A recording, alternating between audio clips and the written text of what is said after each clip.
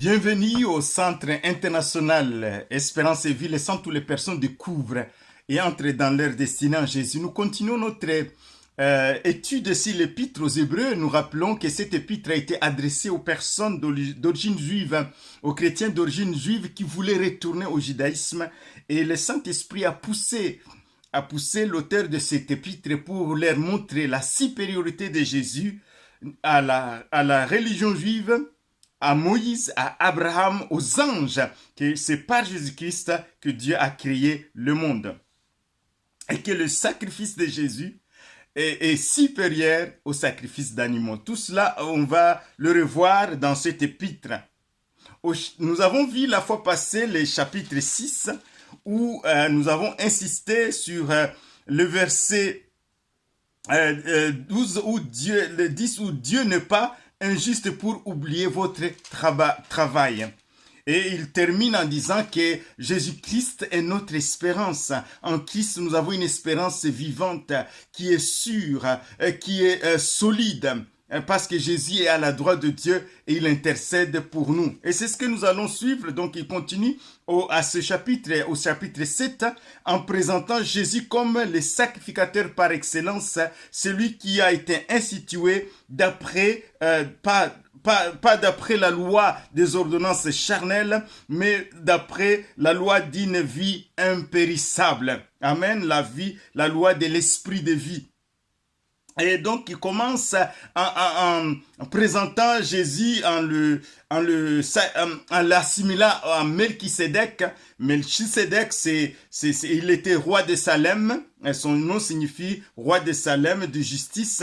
Donc, quand Abraham, dans sa marche avec Dieu, à un certain moment de sa vie, il a fait la guerre pour libérer Lot.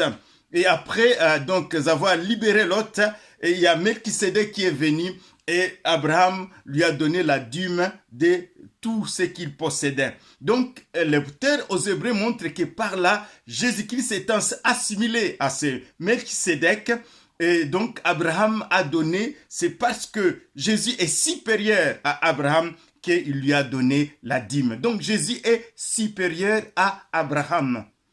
Il continue en disant, même les petits enfants d'Abraham, donc Lévi, d'où est venu en fait la sacerdoce, donc tous ceux les descendants de Lévi étaient chargés de travailler dans le temple. Et c'est là où est sorti aussi Aaron, qui était le souverain sacrificateur, et ses fils étaient des sacrificateurs. Donc c'était en fait de Lévi est venu les sacrificateurs et les souverains sacrificateurs. Donc l'auteur veut montrer par là que Jésus-Christ est supérieur, qu'il n'y a aucune comparaison entre Jésus-Christ et entre l'ancienne alliance et la nouvelle alliance, entre l'ancien sacerdoce et le nouveau sacerdoce. Par exemple, au verset 11, il dit, si donc la perfection avait été possible par les sacerdoces lévitiques, car c'est sur ces sacerdoces que repose la loi donnée au peuple.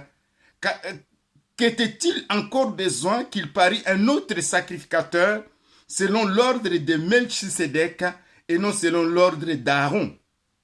Amen. Donc Jésus-Christ est venu comme étant supérieur. Car il dit, car au verset 14, il est notoire que notre Seigneur est sorti de Juda, tribu dont Moïse n'a rien dit pour ce qui concerne les sacerdoces. Donc Jésus-Christ est venu, il a institué un sacerdoce supérieur. Car la loi n'a rien amené à la perfection, il a introduit d'une meilleure espérance par laquelle nous nous approchons de Dieu. Donc Jésus a changé le sacerdoce, il a instauré la loi de l'esprit de vie, d'une vie impérissable. Jésus-Christ a introduit une meilleure espérance par laquelle nous nous approchons de Dieu.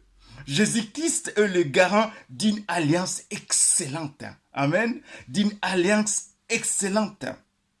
Au verset 22, Jésus est par cela même le garant d'une alliance plus excellente. De plus, il y eut des sacrificateurs en grand nombre parce que la mort les empêchait d'être permanents.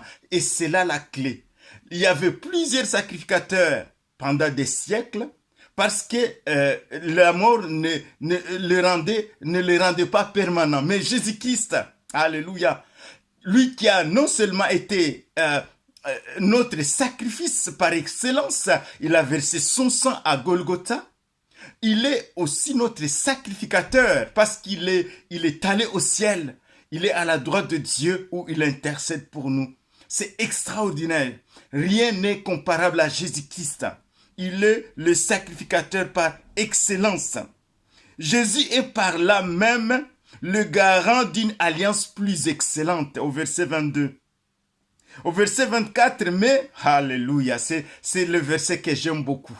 C'est le cœur même de ce verset, ce chapitre 7, parce qu'il dit, mais lui, donc Jésus, parce qu'il demeure éternellement, possède un sacerdoce qui n'est pas transmissible. C'est aussi pour cela qu'il peut sauver parfaitement, alléluia, parfaitement ceux qui s'approchent de Dieu par lui étant toujours vivant pour intercéder en leur faveur. Lui, Jésus, qui est mort à la croix de Golgotha, et qui est ressuscité et qui est monté au ciel. Il est vivant pour l'éternité. Il possède un sacerdoce qui n'est pas transmissible. Et c'est pour cela qu'il peut sauver parfaitement. Jésus-Christ est notre sauveur et Seigneur. Il sauve parfaitement. Il guérit parfaitement. À quiconque croit, il libère parfaitement. Il est celui qui touche parfaitement, qui libère des angoisses, qui guérit la dépression. Il est celui qui guérit le malade. Il est celui qui sauve les perdus. Alléluia. Jésus-Christ est un sauveur extraordinaire. Il peut sauver parfaitement. Celui qui s'approche de Dieu par lui, c'est extraordinaire. Non seulement il a été un sacrifice, il a été un sacrifice par excellence, l'agneau de Dieu qui ôte les péchés du monde à la croix de Golgotha. Il est mort, il est ressuscité, il a mis en évidence l'immortalité par sa résurrection. Il est allé au ciel pour attester que ce qu'il a fait est vrai. Et nous pouvons nous approcher de Dieu par Jésus-Christ et avoir cette conscience tranquille que le Père Céleste entend nos prières. Et qu'il agit par le Saint-Esprit, alléluia, dans nos vies. Il est un sauveur merveilleux. Il est plus élevé que les cieux. Il est à la droite de Dieu. Il termine en disant, en effet, la loi établit souverain sacrificateur des hommes sujets à la faiblesse, mais la parole du serment, qui a été fait après la loi, établit le Fils qui est parfait pour l'éternité, le Fils de Dieu. Il a établi Jésus-Christ comme souverain sacrificateur pour l'éternité. Tu es sacrificateur pour toujours selon l'ordre de Melchisédek pour l'éternité. Jésus-Christ sauve, guérit et libère. Il dit, venez à moi vous tous qui êtes fatigués, chargés, et je vous donnerai du repos. Jésus-Christ donne le repos du cœur. Nous pouvons lui faire confiance en toutes circonstances.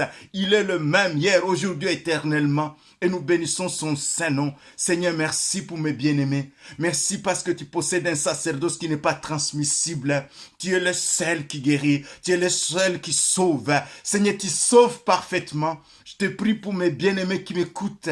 Seigneur, afin de venir à leur aide, à celui qui a besoin d'une guérison, Seigneur, dans son corps. Seigneur, tu guéris parfaitement. Celui qui a besoin d'une libération de l'âme, d'une libération, Seigneur, tu libères parfaitement. Tu es vivant. Tu es vivant pour l'éternité. Merci pour mes bien-aimés que tu bénis. Seigneur, nous persévérons dans la foi parce que c'est toi l'auteur de notre foi. Bénis mes bien-aimés. À toi la louange et la gloire, Père. Au nom de Jésus. Soyez bénis mes bien-aimés et à bientôt.